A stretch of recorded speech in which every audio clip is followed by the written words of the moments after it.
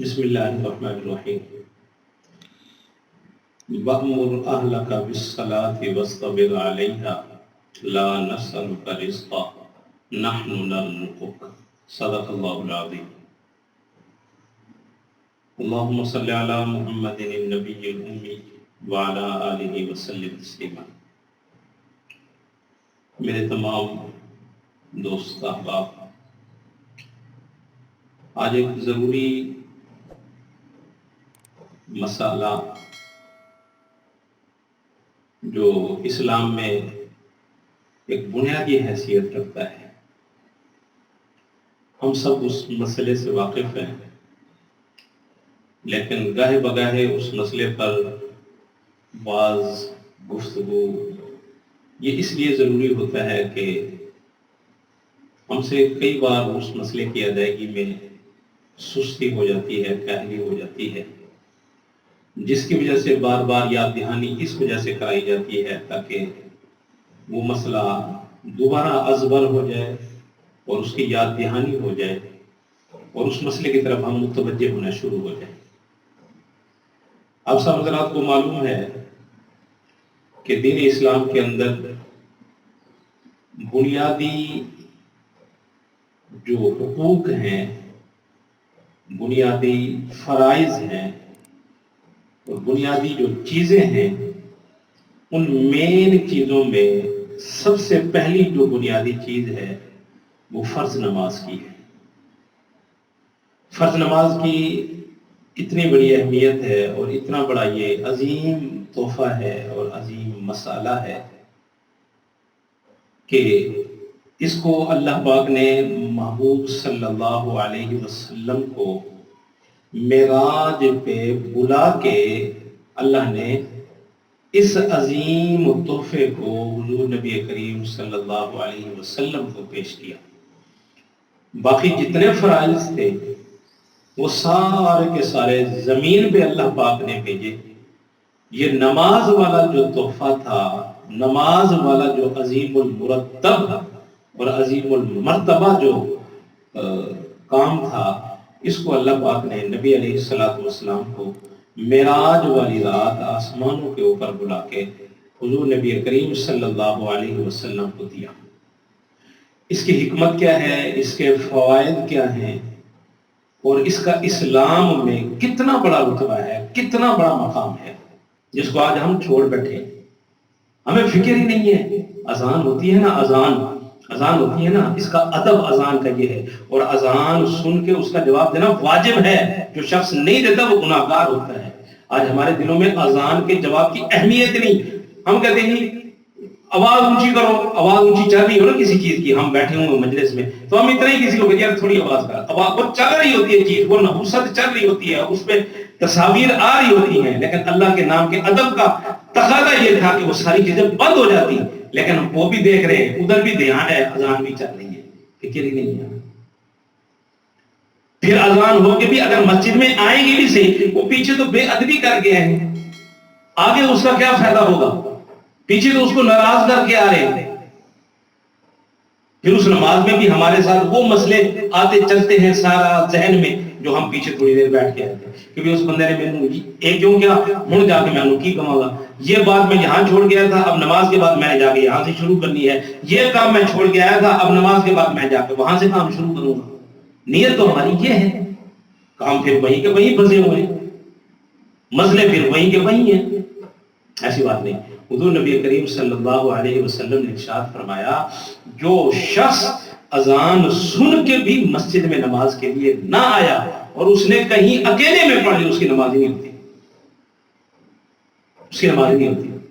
نماز ایک ایسا فریضہ ہے، ایسا فریضہ ہے، اور اللہ سے مانگنے کا فریضہ ہے۔ اور قربان جاؤں، میں ایک مثال دیتا ہوں میرے دوستوں، آپ سب بیٹھے ہیں، دیکھ رہے ہیں، سن رہے ہیں، آپ دیکھیں بڑے سے بڑا سخی بھی ہوگا نا، بڑے سے بڑا سخی بھی ہوگا، بڑے سے بڑا سخی حضور نبی کریم صلی اللہ علیہ وسلم کے بعد اگر ایک دفعہ بندہ چلا جائے نا ضرورت مند اس کے پاس، تو وہ سخی اپنی حیثیت مطابق آج ہمارے دور میں سب سے بڑا نوٹ جو پیسوں کا ہے وہ 5000 کا ہے، سب سے بڑا نوٹ، وہ اس کو ایک دفعہ نکال کے دے گا، بڑی خوشی دے گا۔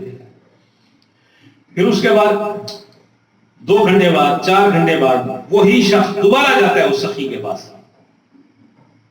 دروازہ کھٹکھٹاتا ہے، پوچھتے ہیں کون؟ یہ فلانا۔ وہ ابھی تو ہو کے گیا ہے، تو جی میری ضرورت نہیں پوری ہوئی، کوئی خدمت اور کر دے۔ وہ سخی پھر 5000 کا نوٹ نکال کے دے اس کو، وہ پھر چلا جائے، وہ خرچ کرتے کرتے اس کو رات ہو جائے، عشاء کے بعد پھر اس کو پریشانی ہو، پھر اس کو ضرورت ہو، وہی دوبارہ لوٹ کے اس بڑے سخی کے دروازے پہ آ کے اب دستک دے گا نا جی، تو اس سخی نے کہنا ہے تم پھر آ گئے، وہ ابھی تو تجھے میں نے 10,000 روپے دیے دن کے اندر، ابھی تم پھر دوبارہ آ گیا میرے پاس، نکل جا میرے دروازے سے، یہ آرام کا ٹائم ہے، میرے سونے کا ٹائم ہے۔ یہ بڑے سے بڑے سخی کی بات کر رہا ہوں۔ ایک نہ ایک دن وہ بھی تھک جائے گا، اور ایک نہ ایک وقت میں وہ بھی اس کو تانا دے کے اس کو اپنے گھر کی دہلیز سے باہر بھگا دے گا، لیکن قربان جو اس اللہ پر 5 مرتبہ دن میں وہ خود بلاتا ہے۔ کتنا بڑا سخی ہے یار، کتنا بڑا سخی ہے، وہ خود بلا رہا ہے، اور نہ مانگنے پر وہ ناراض ہوتا ہے۔ جو نہیں مانگتا نا اسے، جو نہیں مانگتا وہ ناراض ہوتا ہے کہ بندہ تم مجھے کیوں نہیں مانگا۔ وہ 5 مرتبہ اس کا مؤذن کھڑے ہو کے اس کے گھر میں کھڑے ہو کے وہ آواز دیتا ہے، حی علی الصلاۃ، حی علی الصلاۃ، لوگو نماز کی طرف آؤ، نماز کی طرف۔ یا اللہ یہ نماز کیا ہے؟ تو پھر وہ مؤذن کہتا ہے، حی علی الفلاح، حی علی الفلاح، کامیابی ہے، کامیابی ہے، کامیابی ہے، آؤ کامیابی کی طرف۔ جس کامیابی کے لیے ہم زندگی بھر کامیابی کے پیچھے دوڑتے ہیں نا، دوڑتے نہیں دوڑتے، دوڑتے ہیں نا، کتنا دوڑتے ہیں۔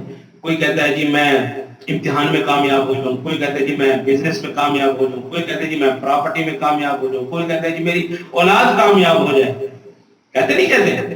ہر کامیابی کا حل وہ مؤذن اللہ کے گھر میں کھڑے ہو کے پکار رہا ہے، آ جاؤ آ جاؤ آ جاؤ آ جاؤ۔ اللہ کامیابی کہاں ہے؟ اللہ فرماتے میرے گھر میں آ جاؤ، نماز پڑھ لو، میں تمہیں وہ کامیابی عطا کروں گا۔ جس کامیابیوں کے پیچھے تم ساری زندگی دوڑتے ہو تب بھی تمہیں کامیابی نہیں ملتی، میرے گھر میں آ جاؤ، میرے اللہ کا وعدہ ہے کہ وہ کامیابیاں جو تمہیں نظر ہی نہیں آتی وہ کامیابی میں تمہیں دوں گا۔ قرآن پاک میں آیت مبارکہ ہے، وَأْمُرْ أَهْلَكَ بِالصَّلَاةِ وَاسْطَبِرْ عَلَيْهَا لَا نَسْأَلُكَ رِزْقًا نَحْنُ نَرْزُقُكَ۔ اللہ پاک فرماتے ہیں محبوب میری امت کو بتا دو، خود بھی نماز پڑھو، اپنے گھر والوں کو بھی نماز کا حکم دو۔ اللہ اس سے کیا ملے گا؟ اللہ پاک نے اگلی آیت میں لا نسأل، محبوب یہ کہنا آپ کا فرض ہے، جو بھی کہے گا یہ ساری امت کے لیے اعلان ہے، ہم ان سے رزق کا سوال نہیں کرتے۔ ہاں لوگ کہتے ہیں جی نماز کا وقت ہی کوئی جی، کام بھی بڑا ہے جی، ٹائم ہی نہیں ملتا جی، یہ ان کا جواب ہے۔ اللہ پاک فرماتے ہیں جس رزق کے پیچھے تم نے، اس رزق کو تو تم نے کام سمجھا، اس کام کو جو تم کر رہے ہو وہ تو تمہارے لیے کام ہے، یہ کام نہیں ہے۔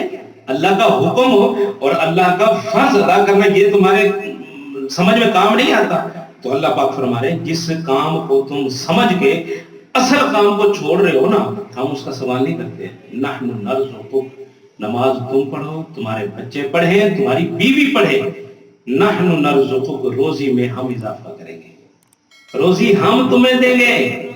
جس روزی کے پیچھے ہم نماز کو چھوڑ رہے ہیں اس روزی کا وعدہ اللہ نے نماز پڑھنے میں رکھا ہے۔ جس عمر کو بڑھانے کے لیے، جس صحت کے لیے اور صحت کو اچھا کرنے کے لیے ہم جن دوائیوں کا ڈاکٹروں سے جا جا کے مشورہ کرتے ہیں کہ میری صحت کیسی اچھی رہے، میری تندرستی کس چیز میں ہے، مجھے وہ بتاؤ، مجھے وہ غذا بتاؤ، مجھے وہ دوا بتاؤ، اللہ فرماتے ہیں نماز تم پڑھو، عمر میں برکت ہم دے دیں گے، تندرستی ہم تمہیں دیں گے، زندگی میں برکت ہم تمہیں دیں گے۔ اور جس مال و دولت کے پیچھے ہم نمازوں کو چھوڑ رہے ہیں، اللہ پاک فرماتے ہیں وہ فلاح، وہ کامیابی تم نماز پڑھو ہم تمہیں دیں گے۔ اور جس قبر کو آج ہم بھول بیٹھے ہیں، اور جس قبر کے حالات کو جو ہم بھول بیٹھے ہیں کہ قبر میں کیا ہونا ہے، آج وہ ہم سب اس اپنے کاموں میں لگ کے اس کو بھول بیٹھے ہیں۔ اللہ پاک کا وعدہ ہے جو بندہ نماز پڑھے گا میں اس کی قبر بھی اچھی کروں گا، دنیا بھی اچھی کروں گا، اور کل قیامت والے دن اس کو سب کے سامنے اس بندے کو کھڑا کر کے اپنی رضا کا اعلان کروں گا، اپنے محبوب کی رضا کا اعلان کروں گا۔ تو اس وجہ سے میرے دوستو آج ہم دل سے یہ صدق کے دل سے نیت کریں، تہیہ کریں، آج سے جو ہو گیا اس کی قضا شروع کریں، اور آگے کی جتنی بھی زندگی اللہ پاک نے دی ہے خود بھی اپنے بیوی بچوں کو بھی، اپنے دوستوں تک بھی یہ پیغام پہنچائے کہ یار دوستو، اگر ہم کام کے لیے صبح 7 بجے 6 بجے اٹھ سکتے ہیں، اگر ہمیں اپنے دفتر آفس جانا ہو، تیاری کر کے نہا دھو کے، ٹھنڈ ہو دھند ہو، گرمی ہو سردی ہو، اس کے لیے تیار ہو سکتے ہیں، تو نماز کے لیے 10 منٹ کیوں نہیں نکال سکتے؟ اللہ پاک ہمیں نماز پڑھنے والا بنائے، ہماری اولادوں کو بھی اللہ پاک نمازی بنائے، اللہ پاک ہم سب کا حامی و ناصر ہو۔ وآخر دعوانا الحمدللہ رب العالمین۔